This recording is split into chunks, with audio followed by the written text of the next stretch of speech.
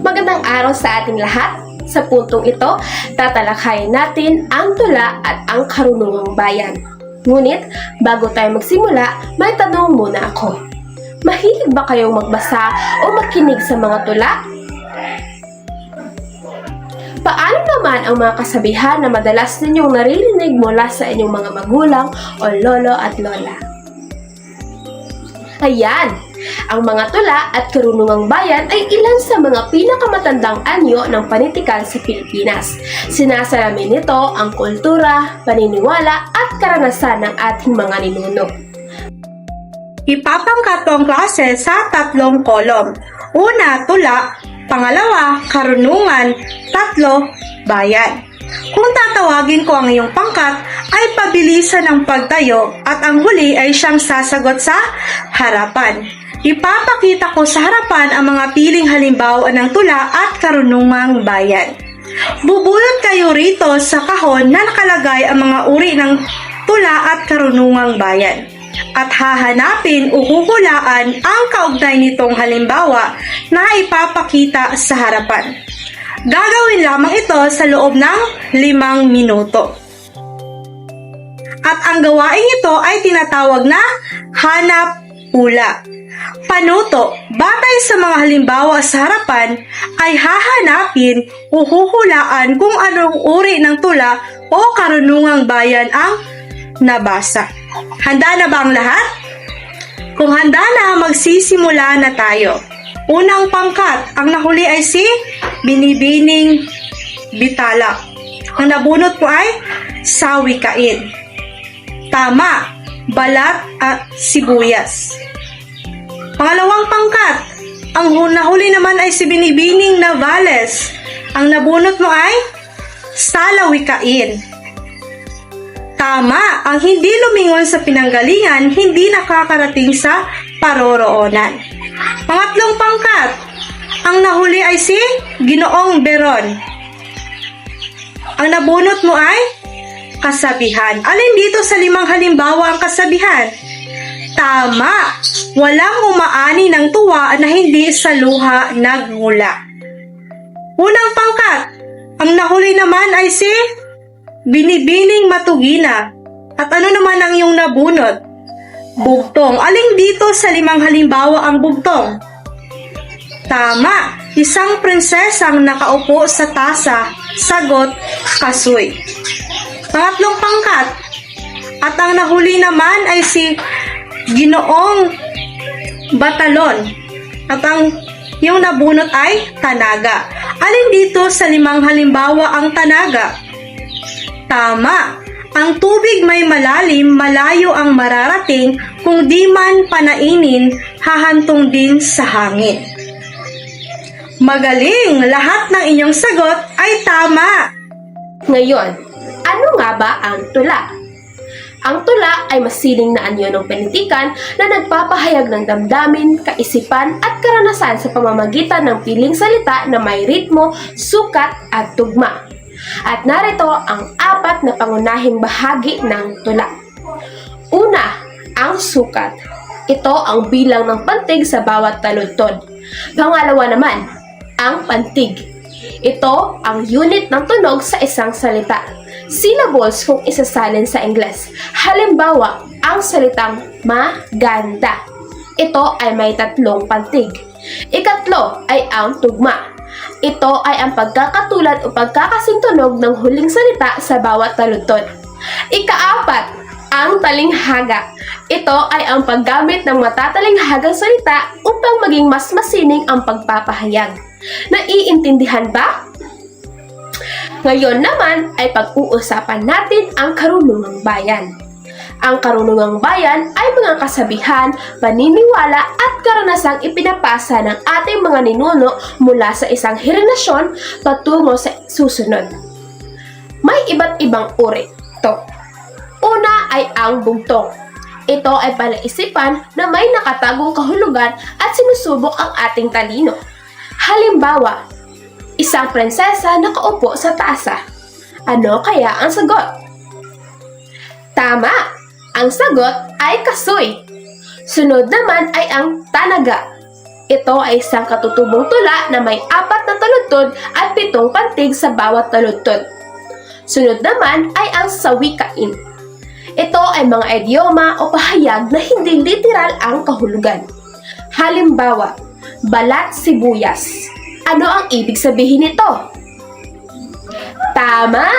Ito ay tumutukoy sa taong madaling masaktan o maiyak.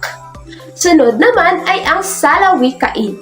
Ito ay mga patalinghagang pahayag na nagbibigay aral sa buhay. Halimbawa, ang hindi lumingon sa pinanggagalingan ay hindi makakarating sa paroroonan. Ano ang ipinapahiwatig nito? Mahusay! Pinapakita nito na mahalagang aalahanin at palahagahan ang ating pinagmulan. At ang panghuli ay ang kasabihan.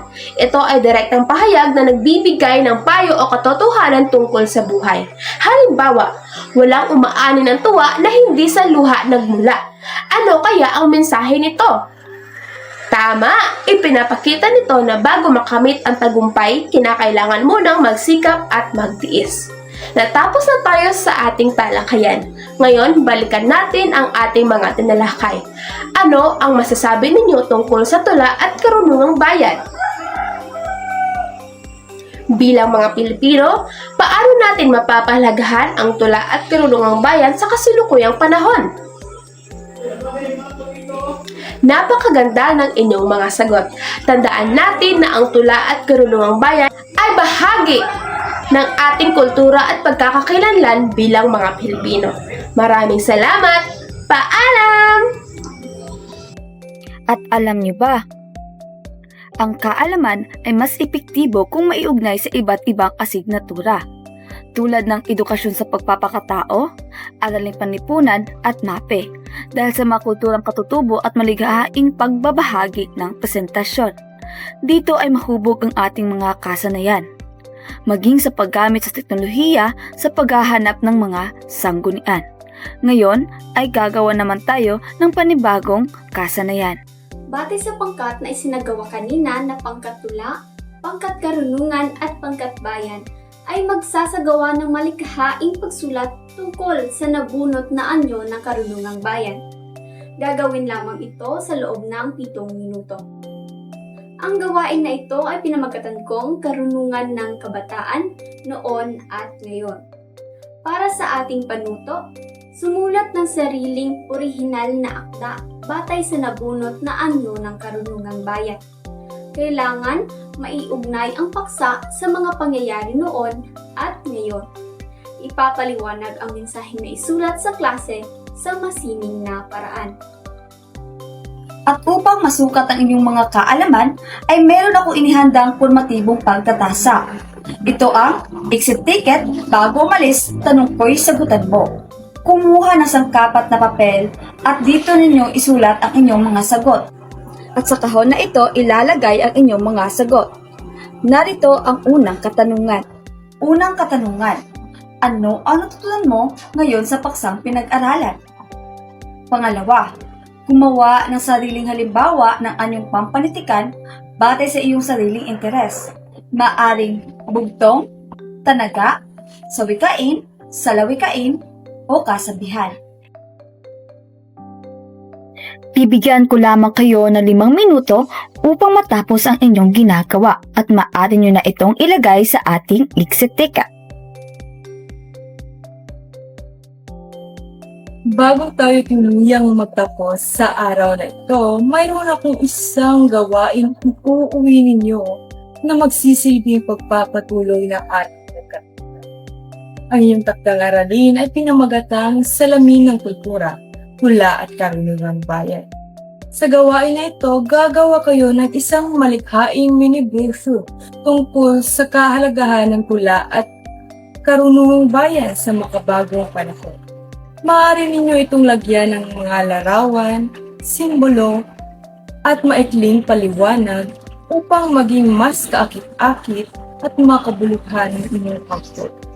Sa inyong brochure, ipapakita ninyo kung paano nakakatulong ang tula at karunungang bayan sa pagpapanatili ng ating kultura, tradisyon at pagkakakilanlang Pilipino sa kasalukuyang panahon. Upang magabayan kayo sa paggawa ay narito ang ating pamantayan sa pagmamarka. Tandaan na hindi lamang kagandahan ng brochure ang bilang pansin, kundi higit sa lahat, ang mensahe at kahalagahan ng impormasyon inyong inilahad sa loob ng inyong brochure. Ngayon, mayroon ba tayong mga katanungan tungkol sa ating takdang aralin? Kung wala na ay inaasahan kong maipapakita ninyo ang inyong pagkamalikhain at pagpapahalaga sa ating panitikan sa pamamagitan ng gawain ito. Ang gawain ito ay ipapasa ninyo sa akin sa susunod nating pagkikita. Maliwanag ba? Ngayon ay yun lamang sa araw na ito. Maraming salamat at paalam.